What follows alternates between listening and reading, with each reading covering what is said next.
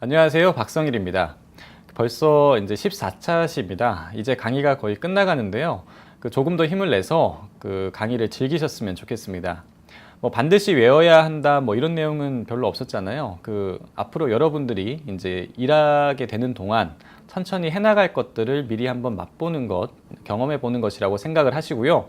실무를 하면서 자연스럽게 이제 습득이 될 수 있는 내용들이니까 한번 크게 심호흡하시면서 좀 여유를 가지고 강의를 들으셨으면 좋겠습니다.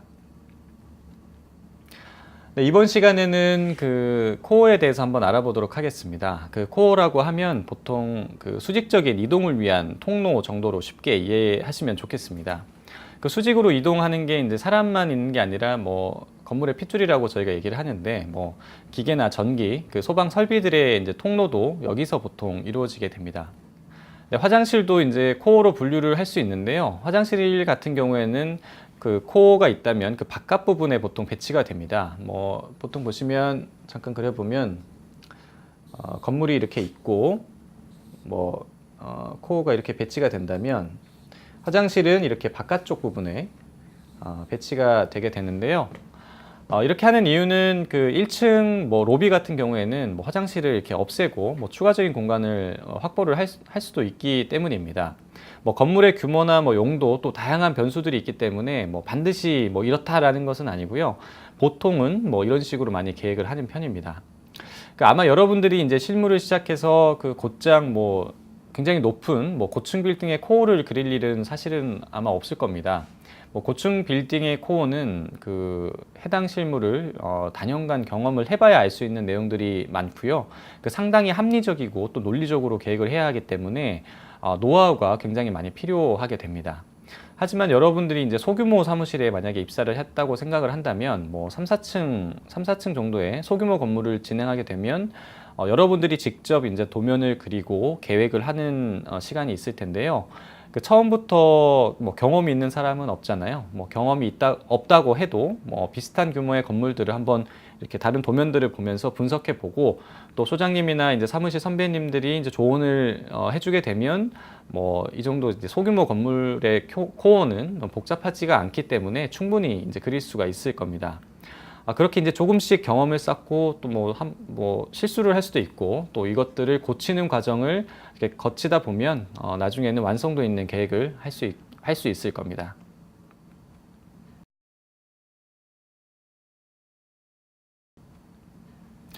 그럼 코어에는 어떤 것이 있는지 한번 알아보도록 하겠습니다. 코어에는 일단 사람의 이동을 위한 계단, 그리고 승강기, 그리고 이제 마지막으로 부속실이라고 이제 설비가 이제 수직 이동하는 통로가 되겠죠. 이런 것들과 그리고 화장실까지 합해서 보통 코어라고 많이 얘기를 합니다. 코어가 단순한 수직 이동 통로의 역할만 하는 건 아니고요. 고층 건물일 경우에는 이 코어가 행력을 잡아주는 이제 구조로 기능을 하기 때문에 구조적으로도 상당히 중요한 공간이라고 할 수 있습니다. 보통 고층 건물일수록 해당 층을 얼마나 쓸 수 있느냐, 코어를 건물 규모에 비해서 얼마나 줄일 수 있느냐 하는 계획이 상당히 중요해지는데요. 저희가 흔히 전용률이라고 얘기를 하죠. 해당 층의 이제 전체 바닥 면적 대비 코어 면적을 뺀 나머지 면적, 실제로 쓸 수 있는 면적이죠. 이 전용률이 몇 %나 나오느냐에 따라서 이 사업성이 달라지기 때문에 코어 면적을 최소한으로 줄이려고 많이 노력을 하게 됩니다. 하지만 건물의 높이나 면적, 또 용도에 따라서 법규에 이렇게 명시를 해서 더 이상 이제 줄일 수 없는 내용들이 있는데요. 피난 계단으로 설계해야 할 때도 있고, 이제 앞으로 나오겠지만 특별 피난 계단으로 계단을 설계해야 할 때도 있습니다. 승강기도 마찬가지인데요. 실제로 이용을 하기 위해서 이제 승강기 외에 비상시에 사용할 수 있는 승강기, 비상용 승강기라고 얘기를 하는데 그런 것들을 설치해야 할 때도 있죠. 그리고 부속실도 마찬가지인데요. 설비 분야 설계자와 이제 협의를 계속 해서 최적의 위치를 찾기는 하겠지만 결국은 이러한 내용들에 대해서 상당히 경험을 통해서 알고 있어야 하고 그리고 또 노하우가 필요한 작업이기 때문에 여러분들이 이제 실무를 진행하시면서 차근차근 천천히 배워 나가시면 된다고 생각합니다. 그럼 코어 계획 중에서 이제 계단과 복도에 대해서 먼저 한번 설명해 보도록 하겠습니다. 계단과 복도는 일맥 그 비슷한 면이 있어서 보통 법규를 검토할 때 같이 살펴보게 되는데요. 그 계단도 복도처럼 그 일종의 통로이기 때문입니다. 복도는 이제 수평적인 이동을 할 때 필요한 것이고, 계단은 그 수직적인 이동을 할 때 이제 필요한 거라고 이제 생각을 할 수 있잖아요. 계단도 일종의 수직 복도라고 할 수 있기 때문에 계단과 복도는 상당히 비슷한 면이 있습니다. 먼저 계단에 대해서 한번 알아보도록 하겠습니다. 계단에는 크게 4가지 정도로 나눠서 얘기할 수 있습니다. 보시는 것처럼 직통계단, 또 피난계단, 특별피난계단, 5개 피난계단으로 얘기를 할 수 있는데요. 하지만 이 모든 계단들이 대부분 직통계단의 일부라고 직통계단이라고 볼 수 있습니다. 그 5개 피난계단은 논외이기 때문에 따로 설명을 하기로 하고요. 피난계단이나 특별피난계단은 그 직통계단의 요건을 가장 기본적으로 갖추고, 이 피난계단에 해당하는 법규, 여기 보시면 피난계단의 법규가 이제 앞으로 설명을 할 텐데, 피난계단의 법규가 포함된 내용을 피난계단이라고 하는 것이고, 직통계단에 특별피난계단의 법규가 따로 있는데, 이 법규를 포함하게 되면 특별피난계단으로 부르게 되는 겁니다. 네, 먼저 직통계단에 대한 법규부터 한번 살펴보도록 하겠습니다. 건축법 시행령 34조를 보시면요, 직통계단의 설치에 관한 법령이 나와 있습니다. 여기 보시면 건축물의 피난층 외의 층에서는 그 피난층 또는 지상으로 통하는 직통계단을 각 거실의 부분으로부터 계단에 이르는 보행거리가 30m 이하가 되도록 설치하여야 한다라고 이제 글로 표현이 되어 있기 때문에 굉장히 어려워 보이는데요. 네, 이렇게 표현을 하고 있습니다. 그리고 건축법 시행령 제48조 두 번째인데요. 계단 복도 및 출입구의 설치에 보시면 연면적 200제곱미터를 초과하는 건축물에 대해서는 계단 및 복도를 국토교통부령으로 정하는 기준에 적합하게 설계를 해야 한다라고 하고 있습니다. 이 국토교통부령이라는 것이 아래에 보시는 건축물의 피난 방화 구조 등의 기준에 관한 규칙을 얘기를 하는 건데요. 여기에 8조와 15조에 이제 직통계단에 대한 혹은 이제 계단의 설치 기준에 대한 내용들이 있습니다. 이제 8조에 대한 내용은 그 법규를 지금 빨리 인터넷에 검색을 해서 법제처에 들어가서 한번 살펴보시면 좋겠는데요. 살펴보시게 되면 직통계단을 2개 이상 설치를 했을 때는 직통계단 간에 일정한 간격을 두어서 이제 설치를 하라는 내용이 이제 포함이 되고요.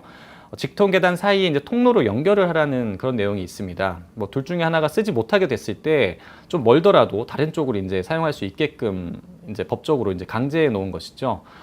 그 직통계단에 대한 법규는 뭐 이 정도로 이제 일반적으로 찾아보게 되는데요. 이 30m라는 수치는 그 용도나 건축물의 용도나 주요 구조부의 내화 구조에 따라서 또 이제 이게 50m까지 완화되기도 합니다. 그 해당 법령에 다 써 있는 내용이기 때문에 뭐 이런 게 있다. 30m 정도, 30m에서 50m 정도로 해야 하는구나라고 알고 계시면 되겠습니다. 만약에 2층 어딘가에 이제 계단에서 50m가 넘어버리게 되면 당연히 이 50m가 넘어버리기 때문에 계단이 하나 더 있어야 되는 거라고 이제 설명을 할 수 있겠죠. 그 법령에서 이렇게 일일이 이제 제한을 하고 있는 이유는 이 계단이라는 것이 위급 상황이 발생했을 때 매우 중요한 통로가 되기 때문입니다. 너무 멀게 되면 계단까지 갔는데 한참 가야 되니까 그 거리를 이제 30m에서 50m 정도로 제한을 하고 있는 것이죠. 건축물이 아주 커지게 되면 당연히 여러 개를 이제 설치를 해야 되는 것이고요. 건축물의 거리에 따라서 계단을 추가로 설계를 하기도 하는데요. 이 거리도 중요한 부분이지만 면적에 따라서도 이렇게 계단을 추가로 설치해야 되는 경우들이 있습니다. 다음 장에서 한번 보시겠습니다. 건축법 시행령 제34조 2항을 보시면 그 용도별로 그 일정 규모 이상이 되면 직통계단을 2개소 이상 설치하게끔 되어 있습니다. 아까 직통계단까지 이렇게 거리에 따라서 추가로 이제 설치하는 경우들이 있었는데 면적에 의해서도 이렇게 직통계단을 2개소 이상 무조건 설치해야 되는 경우들이 생기는 겁니다. 아마 시행령 그 34조를 보시게 되면 이제 충분히 알 수 있는 내용이지만 잠깐 언급하고 넘어가도록 하겠습니다. 네, 같은 령 2항의 그 1호부터 5호까지 내용을 일부를 발췌한 것인데요. 법규 검토를 하게 되면 당연히 모두 검토를 해봐야 합니다. 지금은 대략 이렇구나라는 정도만 보여드리기 위해서 일부만 발췌를 해서 쓴 거고요. 자세한 걸 알고 싶으시면 당연히 그 해당 법령 법제처에 들어가셔서 바로 찾아보시면 내용을 알 수가 있습니다. 이 법률의 의도는 굉장히 간단한데요. 그 면적이 크면 사람이 많으니까 비상시에 피난하기에 어려움을 겪게 될 테니 직통 계단을 추가로 설치를 해서 피난에 용이하도록 하라. 이렇게 이런 의도로 법규를 만든 겁니다. 그러면 사람이 많이 모이는 곳이면 좀 더 엄격하게 법률을 정하게 될 것이고, 이제 사람이 좀 덜 있는 곳은 법률을 좀 완화해서 적용을 할 수 있는 것이죠. 그래서 보시면 그 1호의 이제 공연장이나 종교 집회장, 문화 및 집회 시설처럼 이제 사람이 일시적으로 많이 모이는 장소는 그 해당 기준이 좀 더 엄격한 편입니다. 해당 층, 해당 용도의 바닥 면적, 그러니까 2층도 해당이 되는 것이죠. 해당 용도의 바닥 면적 합계가 200제곱미터 이상일 때는 직통 계단을 무조건 2개 이상 설치하게끔 되어 있고요. 아래 보시면 4호인데요. 4호에 보시면 그 1호에서 3호에 해당하지 않는 용도나 규모일 때는 3층 이상의 층, 그 중요한 게 3층이라는 것인데요. 그 3층 이상이라는 것과 해당 층, 해당 용도로 사용하는 거실의 바닥 면적 합계가 400제곱미터 이상일 때로 정하고 있는데요. 그 앞서 얘기했던 위에 있는 1호와는 다르게 3층 이상이라는 점, 그리고 해당 용도 거실의 바닥 면적이라는 점이 다릅니다. 그러니까 그 위에 있는 것처럼 사람이 일시적으로 많이 모이거나 병원이나 뭐 장례식장, 사람의 이동이 굉장히 어려울 때는 법규를 굉장히 강하게 적용을 시키는 것이고, 사람이 좀 덜 모이는 용도일 경우에는 법규를 좀 완화해서 적용을 할 수 있게끔 되어 있는 것입니다. 여기서 기억하실 것은 이제 직통 계단을 2개 이상 설치하는 데는 그 첫 번째, 계단까지의 거리에 따라서 추가로 이제 설치를 할 수도 있고, 두 번째로 이렇게 해당 용도별로 면적에 따라서 2개 이상 설치를 해야 된다라고 법규에 명시하고 있다는 점, 요 두 가지를 먼저 기억을 하시면 되겠습니다. 네, 그리고 이제 계단의 구조에 대해서 한번 알아보겠습니다. 그 앞서 연면적이 200제곱미터를 초과하는 건축물은 그 피난 방화 기준에 관한 규칙 제15조에 따라서 계단을 무조건 설치를 해야 합니다. 먼저 1항을 보시면 그 건축법 시행령 제48조의 규정에 의하여 건축물에 설치하는 계단은 다음 각 호의 기준에 적합하여야 한다라고 규정하고 있습니다. 그리고 2항에는 제1항의 규정에 의한 계단 및 계단참의 옥내 계단의 너비는 각 호의 기준에 적합해야 한다라고 명시가 되어 있습니다. 말이 좀 어렵네요. 그리고 도름 계단을 계획했을 때는 뭐 어떤 그 좁은 쪽에서 뭐 30cm 위치에서 측정해서 단의 너비를 계산하라라고 이렇게 되어 있는데요. 그 도름 계단은 말 그대로 이제 동그란 계단을 얘기를 합니다. 이럴 경우에는 그 가장 좁은 쪽이, 그러니까 동그란 계단에서 이렇게 계단이 배치가 됐을 때 이 부분에서 30cm가 나간 부분에서 이 단 너비를 이제 계산을 하게 되는 겁니다. 이렇게 이해를 하시면 되고요. 뭐 1항과 2항의 기준에 대해서 한번 알아보도록 하겠습니다. 네, 보시는 1항의 규정이 이 해당 규정입니다. 그 1호부터 4호까지 항호니까 1호부터 4호까지의 내용을 하나씩 보면서 설명해 드리도록 하겠습니다. 네, 1호에 있는 내용인데요. 높이 3m를 넘는 계단에는 3m마다 유연업이 120cm 이상의 계단참을 설치하라라고 되어 있는데요. 이 계단이 만약 올라오는 거리가 이제 3m가 넘게 되면, 미터로 표현을 하겠습니다. 3m가 넘게 되면 이렇게 계단참, 유효폭이니까 이게 1.2m의 유효폭이 있는 계단참을 설치하라라는 내용입니다. 2호에 보시면 높이 1m를 넘는 계단 및 계단참의 양 옆에는 난간을 설치하라라고 되어 있는데요.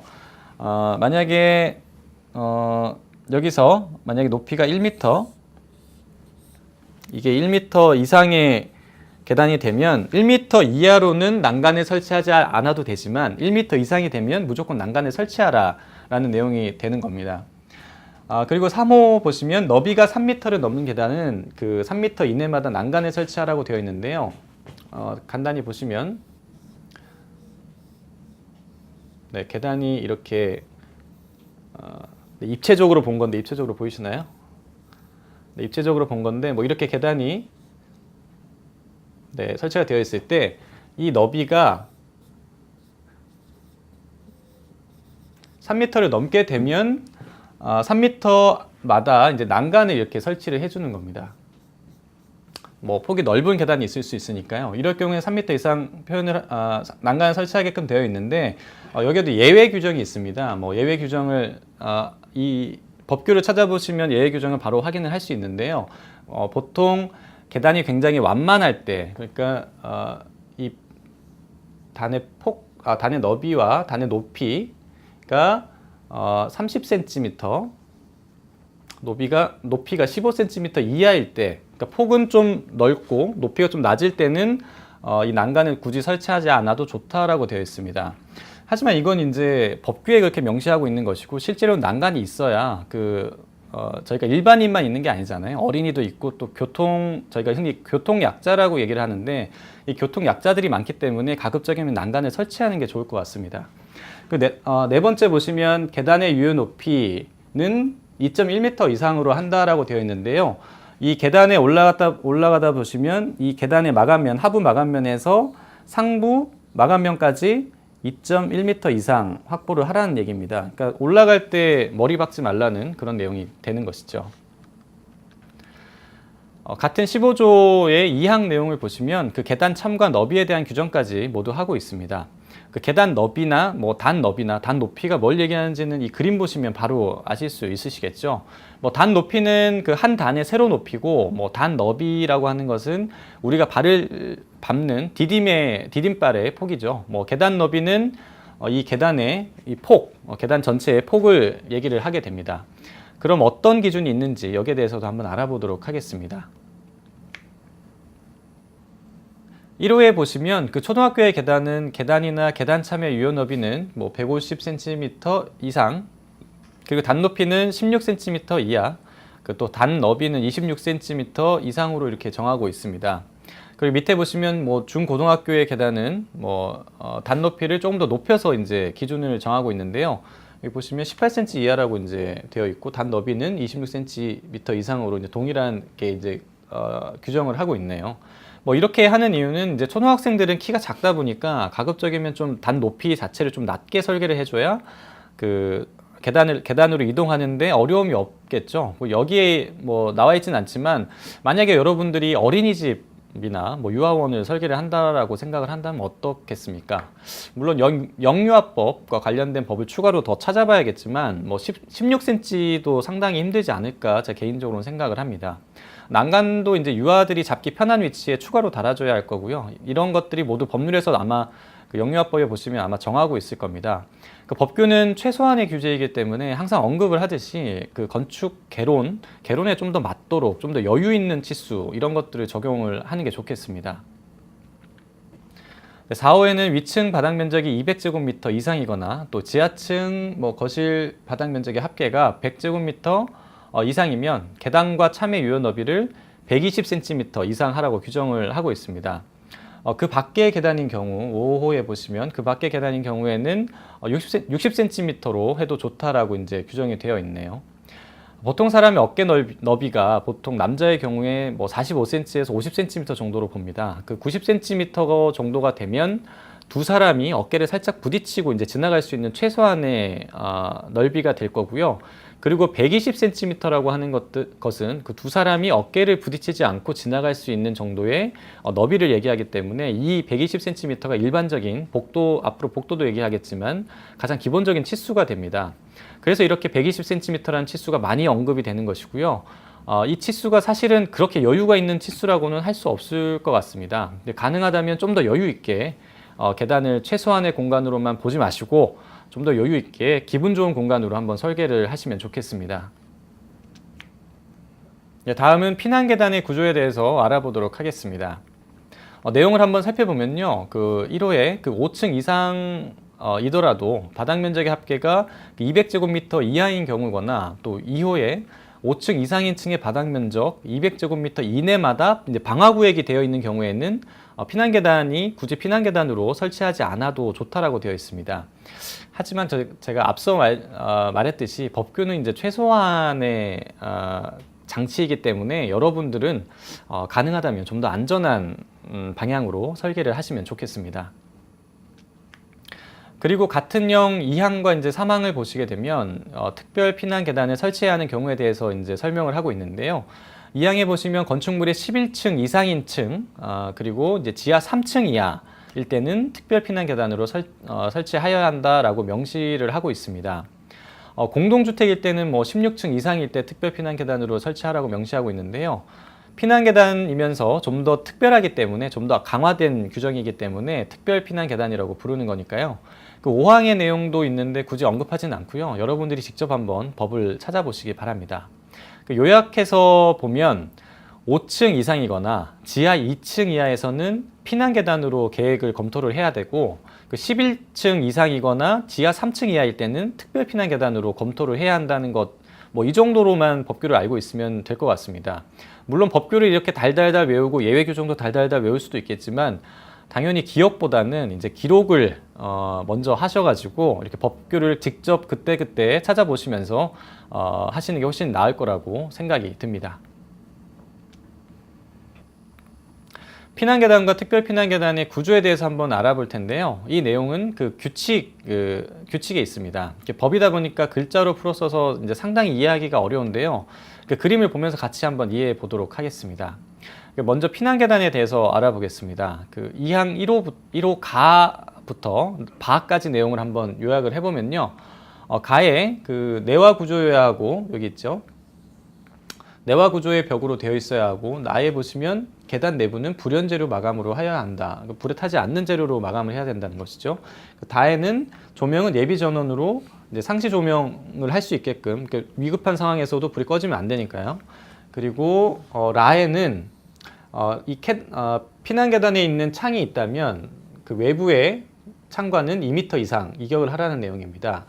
이 내용은 왜 있냐면, 여기서 만약에 불이 났는데 불길이 바깥으로 치솟았을 때 이 피난 계단으로 영향을 미치는 거리는 2m라는 기준 이상을 띄워라라고 하는 건데요. 그러니까 불이 나도 이 피난 계단까지는 뭐 연기가 들어온다거나 하는 것들을 좀 줄이기 위해서 이렇게 규정을 하고 있습니다. 그 실내와 피난 계단이 만약에 유리가 있어야 한다면 철제 망입 유리, 그러니까 잘 깨지지 않는 유리를 얘기하는 건데요. 이것을 1제곱미터, 그러니까 면적으로 설명을 하고 있는데 1제곱미터 이하로 이렇게 내부로는 이제 창을 좀 못 내게끔 이제 하고 있는 것이죠. 그리고 바에 보시면 피난 방향으로 열리는 갑종 방화문 유효폭 0.9m로 이제 항상 닫힌 상태로 유지하라고 되어 있는데요. 유효폭이라고 하는 것은 이 문이 열리는 유효폭을 얘기하는 것이고요. 그 피난 방향을 항상 저희가 이제 계단을 찾아서 이제 이동을 하게 되니까 뭐 이 안쪽 방향으로 열린다라고 생각을 하고 있는데, 하지만 이게 피난층, 그러니까 일반적으로 1층일 때는 반대쪽으로 열리게끔 되어야 합니다. 피난 방향으로 열려야 하니까 보통 계단을 통해서 막 나가서 1층에서는 바깥으로 나가야죠. 그러니까 바깥으로 나가야 하니까 바깥쪽으로 열리는 문을 계획을 하셔야 합니다. 이거 가끔씩 한번 놓치시는 분들이 있는데요. 쭉 이제 복사를 하다 보니까 놓치시는 경우가 있는데, 반드시 기억을 하셔서 피난 방향으로 열리게끔 하시는 게 좋겠습니다. 이번에는 특별피난 계단의 구조에 대해서 한번 알아보겠습니다. 그 특별피난 계단의 구조는 그 실내에서 이제 부속실이나 노대를 거쳐서, 그러니까 이제 배연이 되거나 이제 신선한 공기가 있을 수 있는 공간을 거쳐서 직통 계단을 통해 피난 계단으로 나가는 시스템을 얘기를 합니다. 그러니까 이제 피난 계단과는 이 부속실이라는 것이 가장 다른 내용이라고 볼 수 있습니다. 큰 마트나 이제 백화점을 가시게 되면 이제 쉽게 이런 계단을 볼 수 있는데요. 대규모 판매 시설의 경우에는 이제 특별 피난 계단을 무조건 설치를 해야 합니다. 현재 보시는 도면은 부속실이 이제 외기와 면했을 때를 얘기하고 있는데요. 가 항목부터 한번 살펴보도록 하겠습니다. 가부터 보시면 외부를 향해 열 수 있는 1제곱미터의 창문, 그러니까 이 창문이죠. 이 창문이 이 정도는 있어야 된다라고 얘기를 하고 있는 거고요.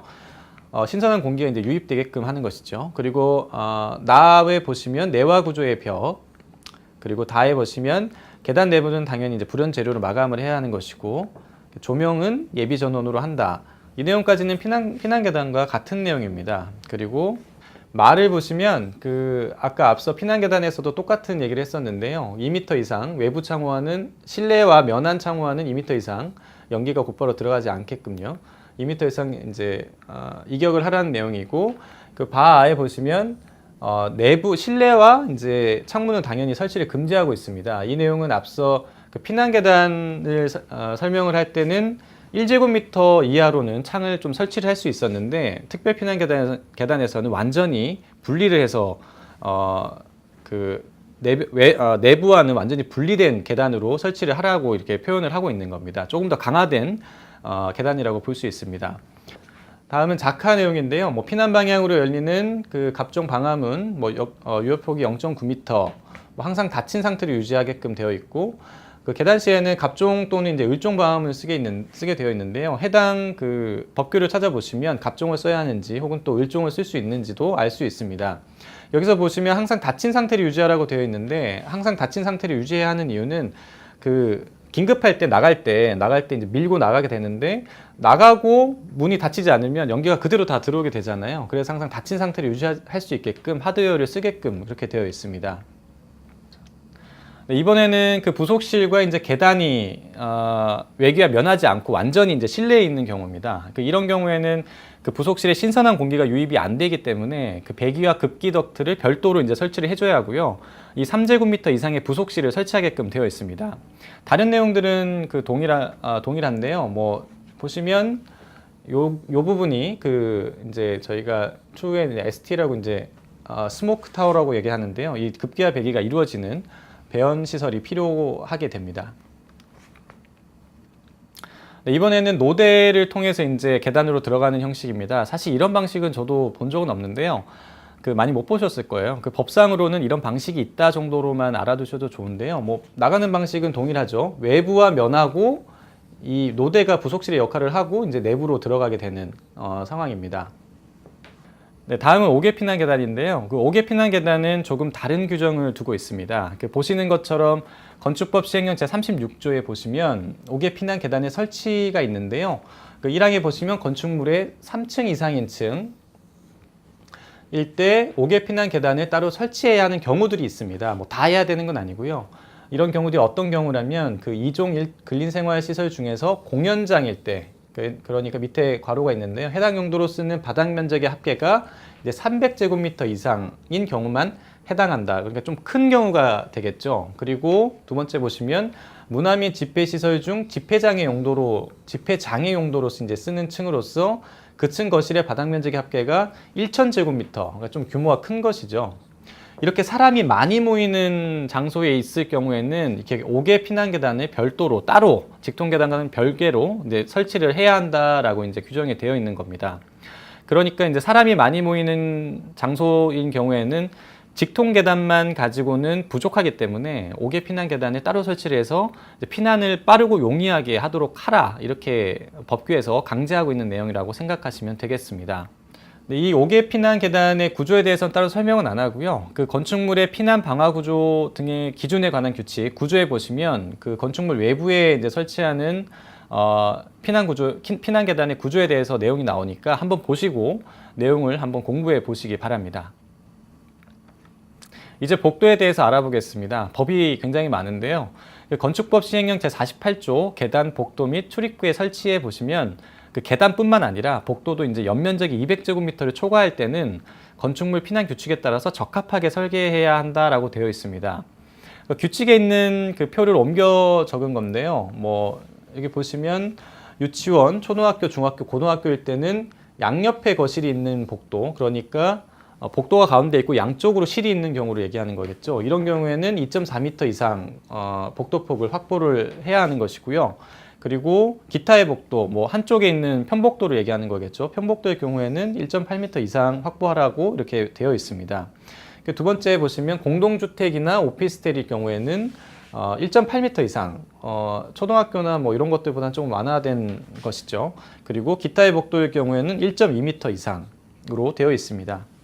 그 당해층 거실의 바닥 면적 합계가 200제곱미터 이상일 경우, 다른 경우인데 200제곱미터 이상일 경우에는 중복도일 경우는 1.5m 이상, 의료시설일 경우에는 환자들이 나가야 하기 때문에 1.8m 이상 하라라고 되어 있습니다. 기타의 복도는 역시나 1.2m로 되어 있고요. 1.2m라는 수치가 굉장히 자주 나오는데 1.2m라는 게 앞서 말씀드린 대로 이제 두 사람이 이제 왔다 갔다 할 수 있는 계단의 폭 정도로 생각을 하시면 되겠습니다.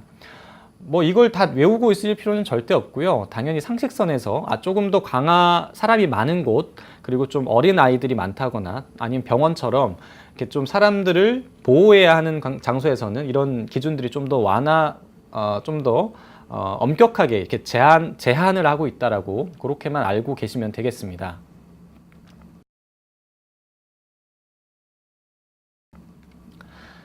네, 그럼 이제 계단과 복도에 대해서는 설명을 마쳤고요. 다음은 승강기에 대해서 한번 알아보도록 하겠습니다. 네, 승강기에는 일반적으로 이용을 하는 이제 승용 승강기와 또 화재와 같이 비상시에 사용하는 비상용 승강기가 있는데요. 그 건축법 제64조 승강기를 보시면 그 6층 이상의 연면적이 2,000제곱미터 이상인 건축물은 승강기를 무조건 이제 설치하도록 되어 있습니다. 물론 예외로 이제 항목들이 있고요. 뭐 일일이 다 설명하지는 않겠습니다. 뭐 6층이 넘어가고 연면적이 2,000제곱미터가 넘는다면 승강기는 반드시 설치해야 하는구나 정도만 알고 계셔도 무방합니다. 사실 승용 승강기의 경우에 이제 법적 기준 이상을 설치하는 게 보통입니다. 실제로 건물을 이용하는데 이제 편리하도록 그 엘리베이터 대수를 따로 산정을 하게 되고 또 이제 이것들을 그 대기 시간을 줄여주는 승강기 시스템을 따로 도입을 하기도 합니다. 그리고 이제 높이 31m를 초과하는 건물에는 비상용 승강기를 추가로 설치해야 하는데요. 그 높이가 31m 이상이면 비상용 승강기를 고려해야 하는구나. 또 관련법은 이런 게 있구나. 어디에 있구나 정도만 아셔도 좋습니다. 비상용 승강기도 이제 특별 피난 계단처럼 이제 부속실 기능을 하는 별도의 승강장을 설치해야 하는데요. 그 복도와 승강장을 연결하는 문은 이제 방화문으로 각종 방화문으로 설치해야 하고 그 부속실과 마찬가지로 그 승강장도 이제 배연 설비, 아까 스모크 타워라고 얘기를 했었는데 배연 설비를 하거나 그 외부로 문을 열 수 있어야 하는 구조로 계획을 해야 합니다. 규칙에 보시면 아주 자세하게 글로써 좀 어렵지만 글로써 표현을 하고 있기 때문에 규칙을 꼭 읽어보시기 바랍니다. 마지막으로 코어에 배치되는 부속실들, 그 샤프트라고 보통 저희가 얘기를 하는데요. 그 샤프트의 용어와 역할에 대해서 한번 알아보도록 하겠습니다. 도면을 보면 많이 보시는 기호들이죠. 뭐 이런 샤프트들은 당연히 이제 코어에 몰려 있는데요. 이런 부속실들이 바로 건물의 이제 핏줄과도 같은 그 설비 배관들이 지나다니는 길입니다. PS라고 표현을 했는데요. 파이프 샤프트의 줄임말이죠. 그 기계 설비 중에 이제 급 배수에 관련된 배관들이 주로 지나다니는 곳이고요. 두 번째는 그 AD, 그러니까 에어덕트 이제 줄임말인데요. 그 환기 설비, 그러니까 공조 설비죠. 공조 설비에 대한 덕트들이 지나다니는 통로입니다. 그 세 번째는 EPS, 영어로는 Electric Pipe Shaft라고 했는데 전기와 관련된 그 배관들이 전부 다 지나다니는 곳이라고 보면 되겠습니다. 그 네 번째는 TPS라고 텔레커뮤니케이션 파이프 샤프트라고 하는데 통신과 관련된 그런 것들이 전부 다 지나다니는 통로가 되겠습니다. 다음은 AV인데요. 알람 밸브라고 얘기하는 겁니다. 이 알람 밸브는 그 소방 배관이 이곳을 통해서 이제 스프링클러로 연결이 되어 있기 때문에 추후에 이제 스프링클러가 오작동을 일으켜서 잠그려면 이 알람 밸브실에서 잠그게 되는 겁니다. 네, 다음은 ST인데요. 저희가 일반적으로 스모크 타워라고 얘기를 하고 아까 보셨던 특별 피난 계단이나 비상용 승강기에 이제 승강로에 보시면 이렇게 ST라고 표현을 해서 배연이나 급기를 해주는 코어가 있습니다. 이 부속실들의 크기는 그 비슷한 규모의 이제 코어가 있으면 이 코어를 기본으로 해서 대략적으로 이제 들어가는지 한번 그려본 다음에 그 프로젝트를 진행을 하면서 그 구체적인 실의 크기는 추후에 그 전기나 이런 설비 분야 설계자들과 함께 정하게 됩니다. 그 처음부터 이제 정확한 면적이 나오기는 어렵잖아요. 그 처음부터 그 모든 것을 완벽하게 준비를 해서 계획을 한다면 좋겠지만 그렇게 하는 것은 사실은 거의 불가능한 일입니다. 큰 그림에서 대략적인 계획을 하고 나면 그 기본 설계와 실시 설계를 거치면서 좀 더 구체화해서 이렇게 도면을 그리게 되는 겁니다. 실시 설계 중에도 이제 건축주와 협의를 하면서 그 실내 구성에 변화가 있을 수도 있고요. 그림에서 밑그림 먼저 그리고 또 색을 칠하듯이 건축도 마찬가지 과정을 거친다고 생각을 하시면 좋겠습니다. 네, 여기까지가 코어를 구성하는 요소에 대해서 대략적으로 설명한 내용입니다. 그 계단에 대해서 시간을 많이 할애를 했는데요. 그 법규가 상당히 많아서 어렵게 느껴졌을 수도 있습니다. 하지만 이게 자세히 보시면 사실은 별거가 없습니다.